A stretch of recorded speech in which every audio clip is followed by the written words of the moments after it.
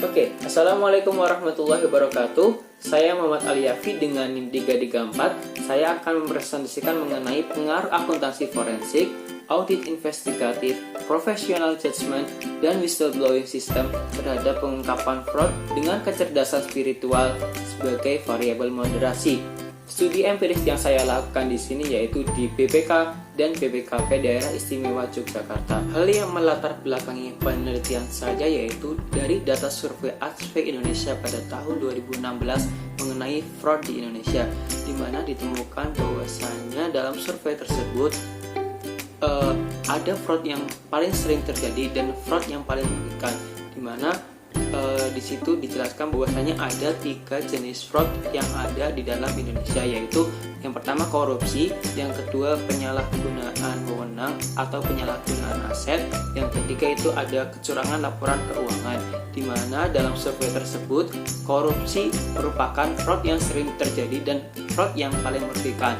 Selain itu ada data juga dari Transparency Index, di mana Indonesia mendapatkan nilai 40, yang mana menempatkan Indonesia pada peringkat ke-85 dari seluruh negara dan peringkat keempat dari negara-negara ASEAN. Hal ini merupakan kemajuan yang baik, tetapi masih saja fraud sering terjadi di Indonesia. Selain itu, ada juga data kasus dari BPKP Provinsi Yogyakarta, di mana itu terbagi menjadi 3 temuan, yaitu temuan pemeriksaan, temuan ditindaklanjuti, dan temuan yang belum ditindaklanjuti, di mana ditemukan bahwasanya pada temuan pemeriksaan itu ada 6.245 kasus dengan nilai sebesar 77,8 miliar.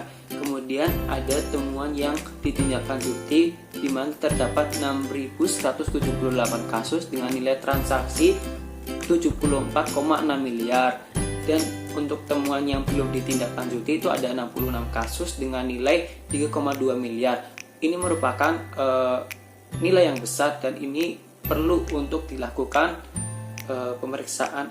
Rumusan masalah yang saya angkat dalam penelitian ini itu ada 5, di mana yang pertama yaitu apakah akuntansi forensik dapat mempengaruhi pengungkapan kecurangan. Yang kedua, apakah audit investigatif dapat mempengaruhi pengungkapan kecurangan. Yang ketiga, apakah professional judgment dapat mempengaruhi pengungkapan kecurangan. Yang keempat, apakah whistleblowing system dapat mempengaruhi pengungkapan kecurangan. Dan yang kelima, apakah kecerdasan spiritual memoderasi hubungan antara akuntansi forensik terhadap pengungkapan kecurangan. Teori yang saya gunakan dalam penelitian ini itu ada 2. Yang pertama yaitu teori fraud Pentagon.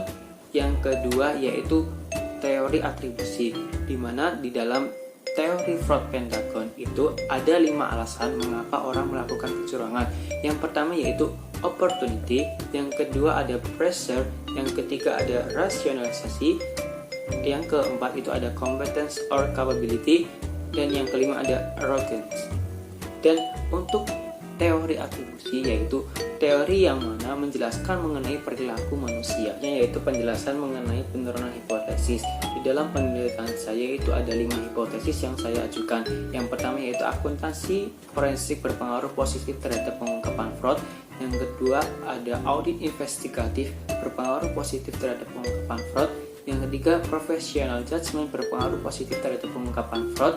Yang keempat, ada whistleblowing system berpengaruh positif terhadap pengungkapan fraud. Dan yang kelima, ada kecerdasan spiritual memoderasi akuntansi forensik terhadap pengungkapan fraud. Selanjutnya yaitu metode penelitian, di mana di dalam metode penelitian objek yang saya teliti yaitu BPK dan BPKP Daerah Istimewa Yogyakarta. Untuk jenis datanya yaitu menggunakan data primer dengan metode kualitatif. Mohon maaf, maksud saya di sini yaitu data primer dengan metode kuantitatif. Sedangkan untuk pengambilan datanya yaitu dengan menggunakan kuesioner dengan skala Likert atau 5 skala, di mana nantinya responden akan menjawab pertanyaan-pertanyaan yang peneliti berikan. Oke, cukup sekian presentasi dari saya. Apabila ada kesalahan saya mohon maaf. Wassalamualaikum warahmatullahi wabarakatuh.